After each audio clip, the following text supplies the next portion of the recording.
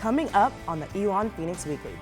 We look at how the success of Elon athletes extends to the classroom, and we'll take a step into the rink and learn more about Elon's club hockey team. All that and more coming up next.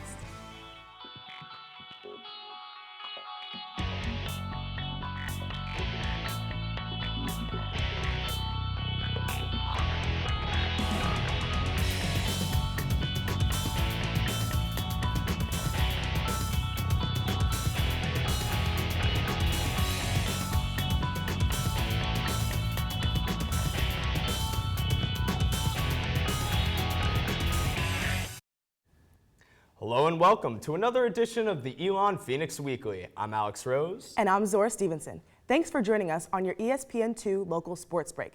We begin today's episode with one of the most important pieces of legislation in United States history. 40 years ago, Title IX created equal opportunity for women and men. To this day, the act still stands strong and has paved the way for women's sports here at Elon.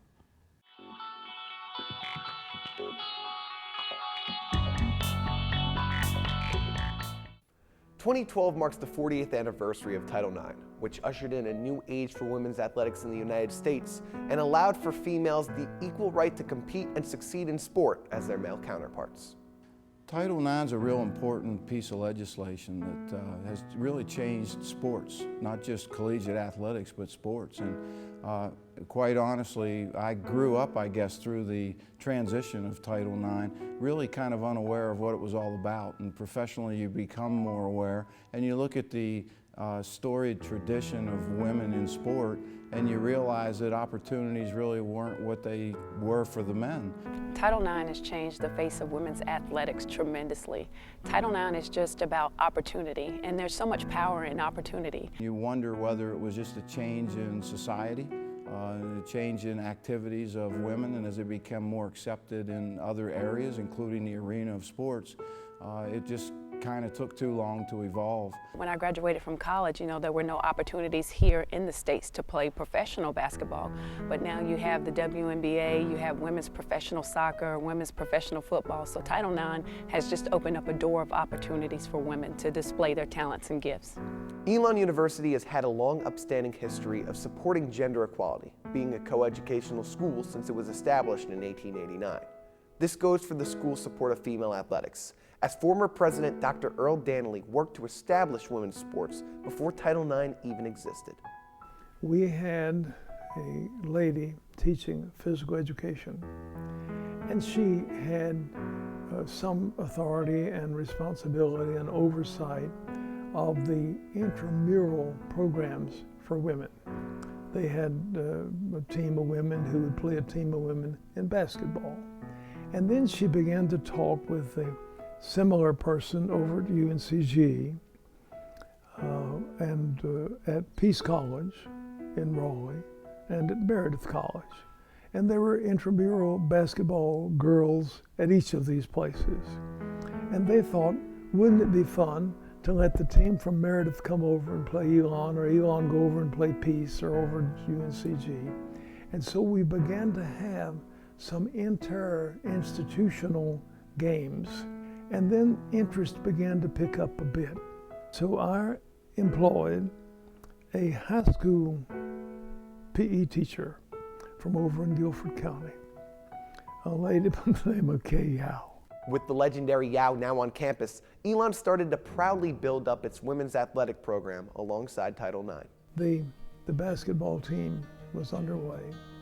Of course, we had to have, wasn't long till we had to have softball, and then volleyball, and then over the years we've added all of these other sports with the prodding of Title IX.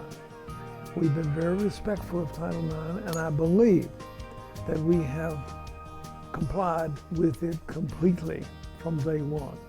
Today's female athletes like basketball players Allie Ford and Kelsey Evans have grown up watching the commitment made to expanding women's sports firsthand and realize that they have been given opportunities few before them have experienced. Growing up, you hear a lot of stories like, you know, your role models and people that are older than you saying like, you know, women's basketball's come a long way. We didn't really have any role models, you know. I'm just, you know, I hope I'm a role model for someone else to complete their dream. And, you know, I've been lucky enough to have those role models, you know, Lisa Leslie, Tamika Catchings, you know, Mia Hamm's, you know, successful women's athletes. Women's athletics is continuing to grow. I think we've made great advances so far. I mean, if you see the facility that we play in, our locker rooms and everything that we have, I think that the opportunities that we've been given are phenomenal, especially when you compare it to 30 or 40 years ago. Blank Nose Title IX has allowed for female athletes to receive the proper recognition that their skills and efforts deserve. In my world, all you have to do is come to an Elon Athletic women's event and you can understand why we enjoy the men's and the women's sports. Quite honestly, I don't see them as different. I see our women participants in there. They sacrifice, they work just as hard, they do everything that the men do. And it's all a good change. And I know it's constantly evolving, it seems like, but in my world it's not. It's here and it's very important, and we're doing everything we can to support all of our student athletes.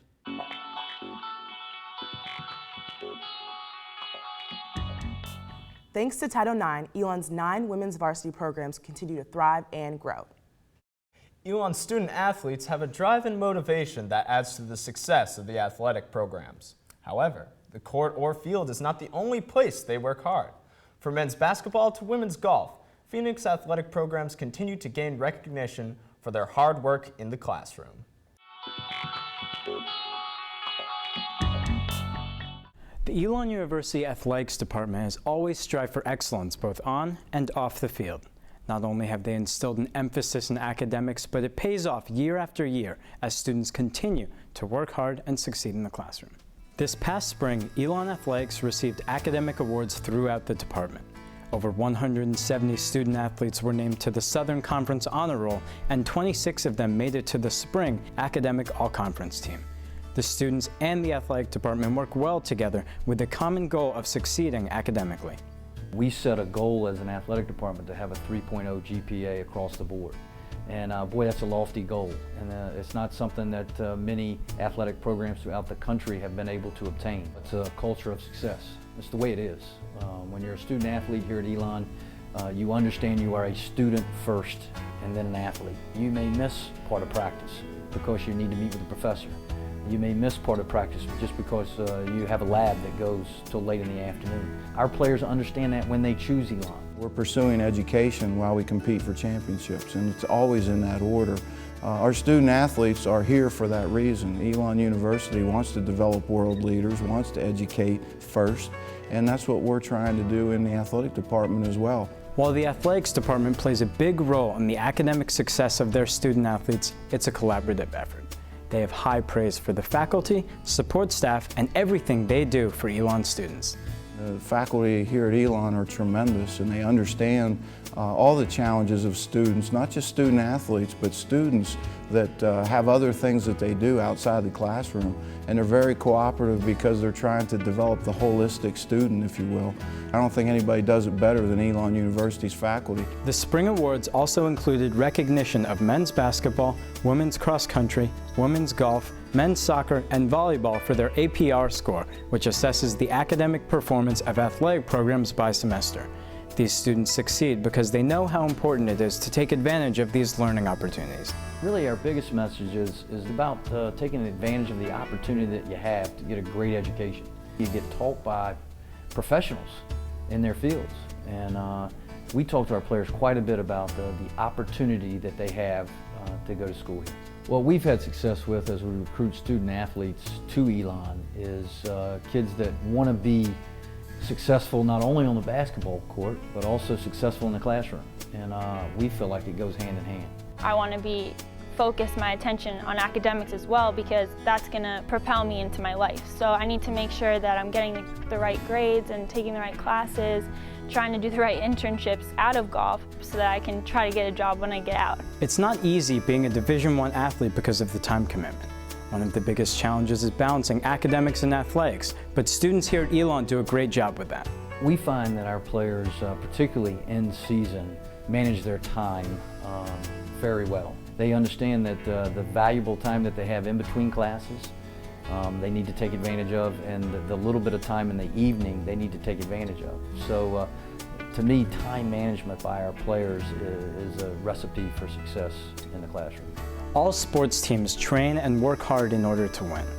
Blank, along with the rest of the athletic department, understand the satisfaction with winning, but nothing makes them more proud than seeing their student athletes succeed in the classroom. Our ultimate goal is to see everybody walk across that stage and greet President Lambert, and nothing makes us happier than that. There are a lot of games that we can win along the way that feel like a great celebration, but when they receive that degree, that's the ultimate.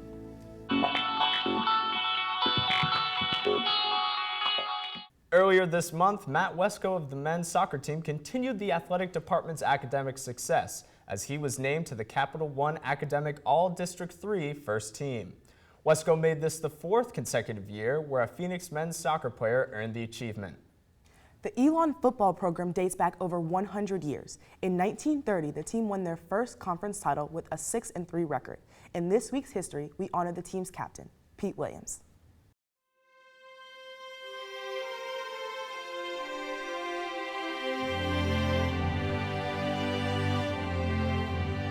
On this day in Elon sports history, we celebrate Pete Williams and the success he brought to the 1930 and 1931 Fighting Christian football squads. Williams was captain of Elon's first championship football team and led the Christians in scoring in 1930. At fullback, he scored 88 points on 12 touchdowns and 16 field goals, which set an Elon record that would stand for almost half a century. These accomplishments earned him the right to be named to Raleigh News and Observer's All-State and All-Conference teams. The next year proved to be even better for Williams, who set school records for most points in a single game, most touchdowns in a single game, points in a season, and most touchdowns in a season. And that's today's look into Elon sports history.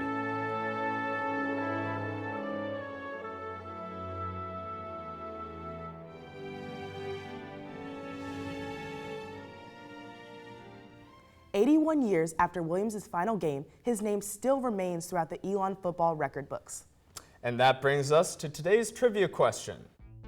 When was the last time both Phoenix basketball programs had multiple all-conference performers?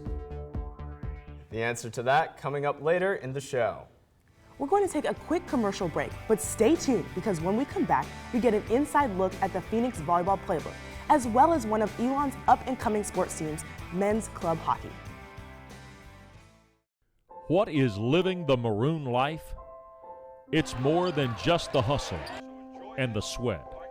It's more than just the pain and the frustration.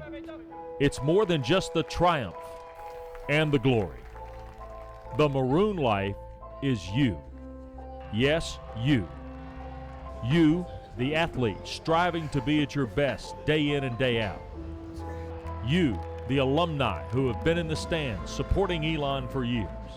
You, the fans who stream into games hours before kickoff. And you, the little ones who will be the next generation of Phoenix fans. You are what drives Elon Athletics, and you are the reason we do what we do.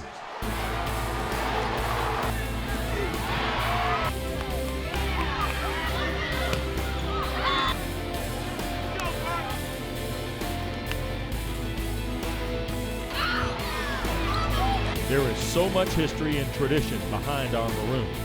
Conference titles, All-American, and national championships. But there is so much history and tradition yet to be made. So join us. Live the maroon life.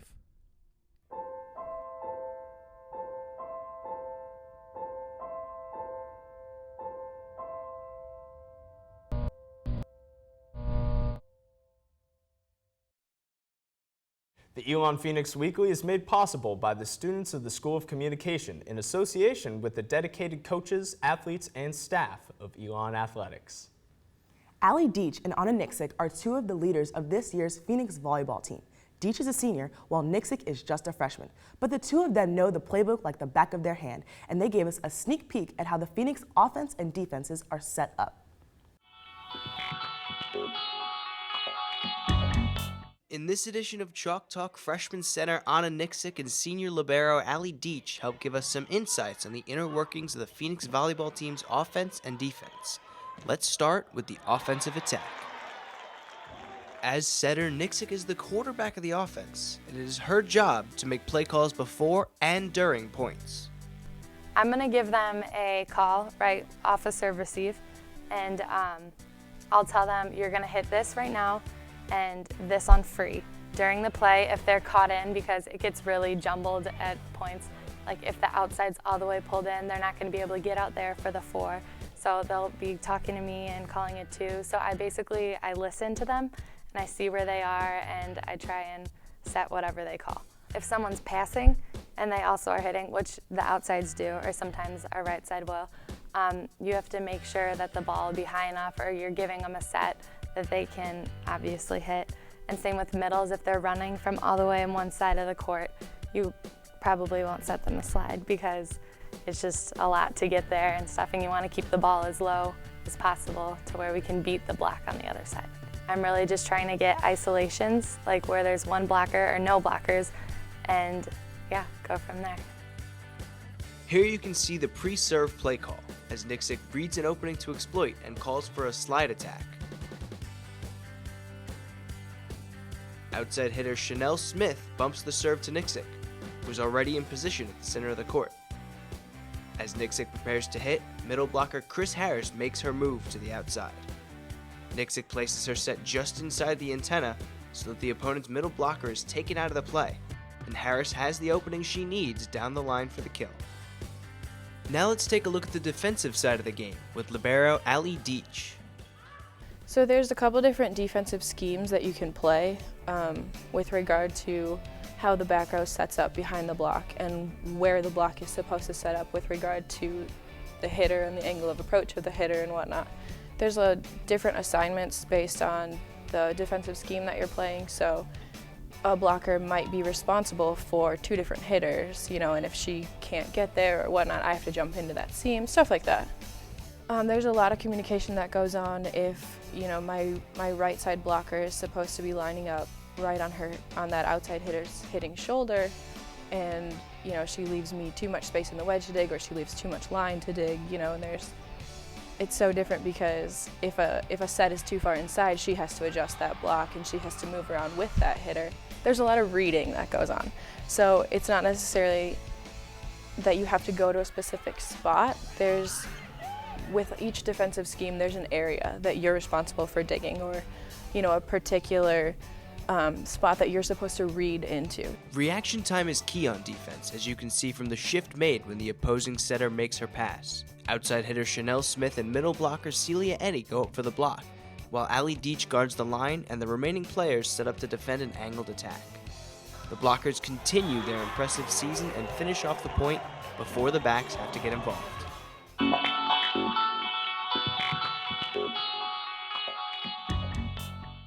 Their win at the Citadel last Friday gave the Phoenix a 6th consecutive winning season.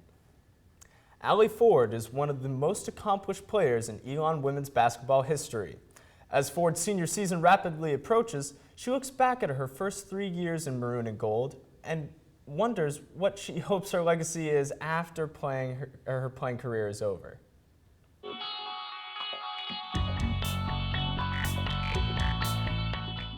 During her career at Elon, Allie Ford has taken a pen to the record books. But her legacy is more than just being a great player. It's about being an even better person. I remember coming on my official and not really expecting to put much thought into it, but I do remember that as soon as I got on campus, I was, overwhelmed with coaches, the players, just how not only nice, but how generous and genuine that everyone treated me. Looking back in hindsight, I didn't know how my career was gonna, turn out, but it's just a good place to be, and I'm glad that I picked Elon. It was the right fit. But it's her role models who have had the biggest impact on her as a player. I mean, there's no question that my father has pretty much shaped and molded my game. He's the one that kind of put me in the gym at the beginning, and that's where I kind of fell in love, and he never really let me lose it. And then, I had the support of my mom that was, she was supporting me in athletics, but she was also, just an outlet when I didn't want to talk about sports or when I didn't want to be around sports. And, there's also people like Tamika Catchings, You know, she just won her WNBA championship. You know, you see how successful people can be, and that only remotivates you. And you see, when you see other people reach their dreams and reach their goals, then you know you want to reach yours. And while winning has always been her main focus, Ford has rewritten the history books during her career.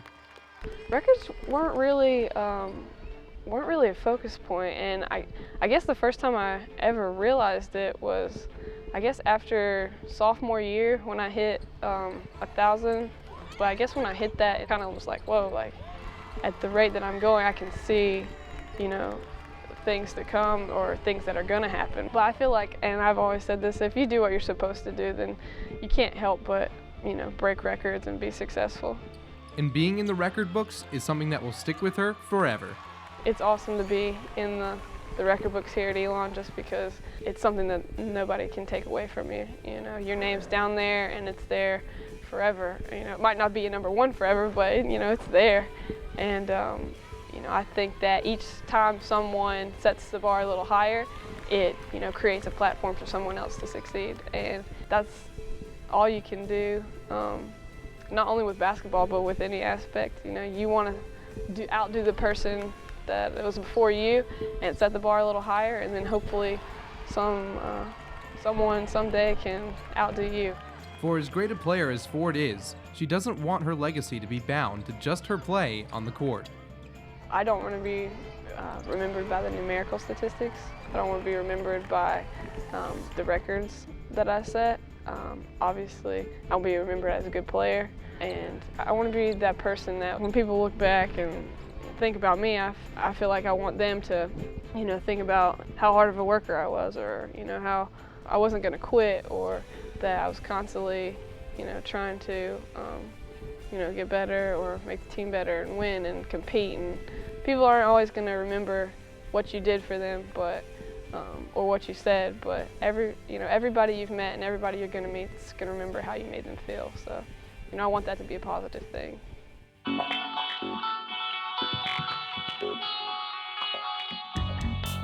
Ford and the Phoenix's 2012 to 2013 campaign is underway, and their next game is home against UNC Wilmington on Sunday, November 18th at 7 o'clock.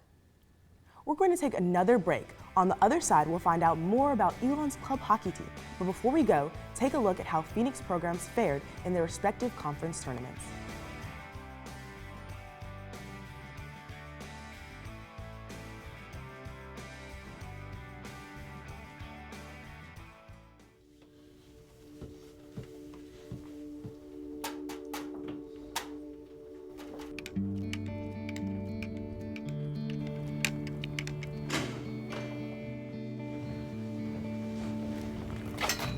Through their daily pursuit of excellence, Elon student athletes have gained recognition for their achievements both on and off the field. Building a winning tradition takes hard work and dedication. Dedication to the Maroon life. Where success is not only measured by just wins and trophies, but also by the knowledge we gain. At Elon, we're more than just athletes.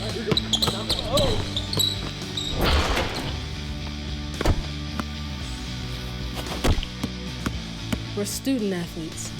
Providing support enables success, helps sustain the winning tradition of Elon Athletics, while securing the future of our student athletes for years to come.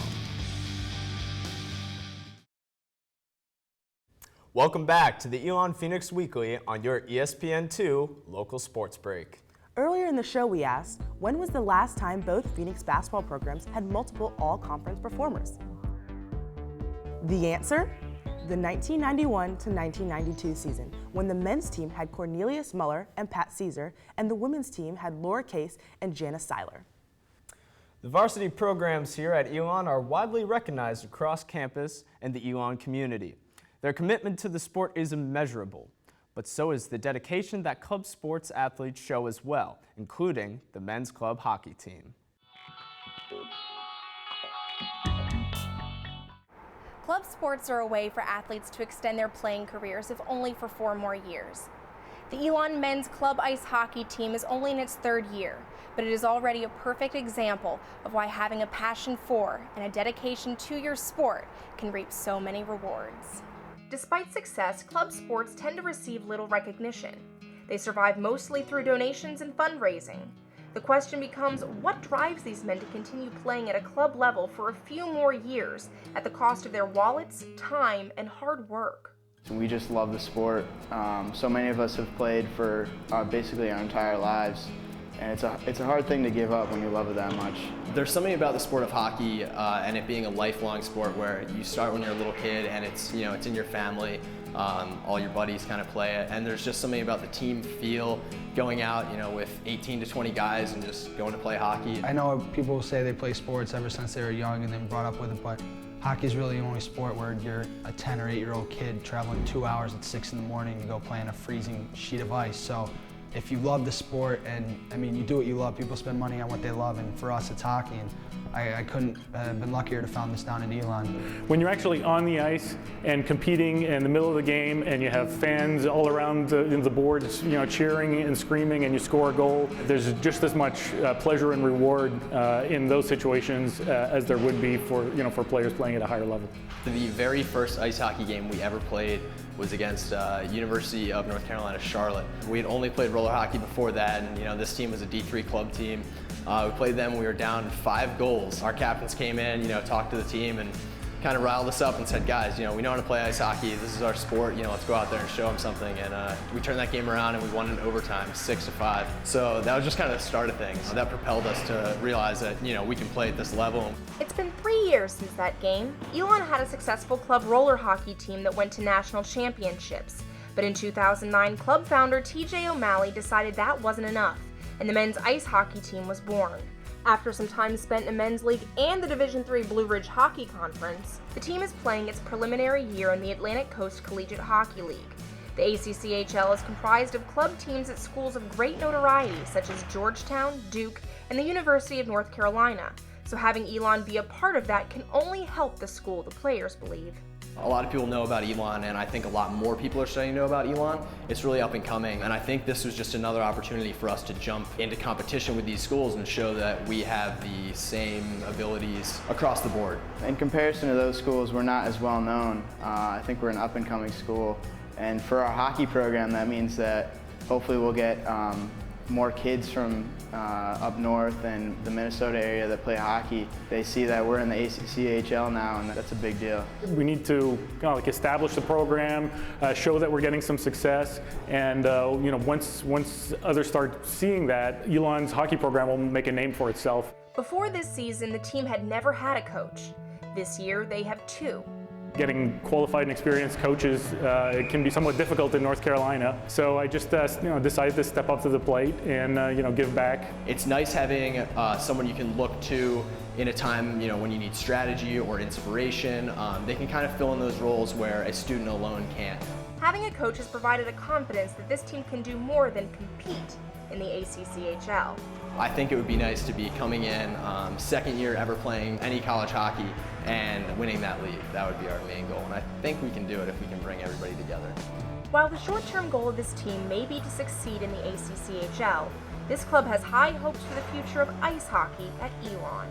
It's a wonderful thing to be in this league, and we're very fortunate, but the main goal is to get as far as we possibly can, whether it means actually being recognized as a program 20 years down the road, but wherever it is, we're just going to try as hard as we can to do what we love. We would like to push forward with the other ACCHL teams into higher divisions, and ultimately the goal is for Elon to win nationals sometime soon.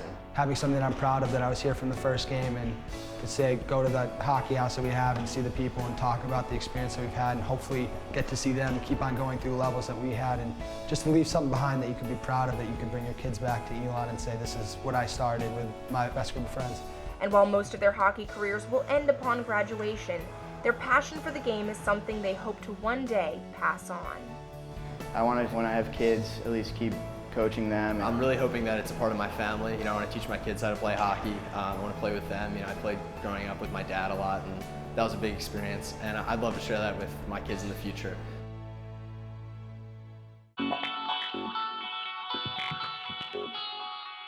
Unfortunately, that's all the time we have for today's show. If you missed anything or just want to watch it again, be sure to check us out on YouTube at youtube.com/ElonPhoenixWeekly. Also, be sure to visit elonphoenix.com, your #1 source for all the maroon and gold buzz. On behalf of our producers and crew here at the show, we hope you continue to have a spectacular weekend. For the Elon Phoenix Weekly, I'm Alex Rose. And I'm Zora Stevenson. Thanks for watching.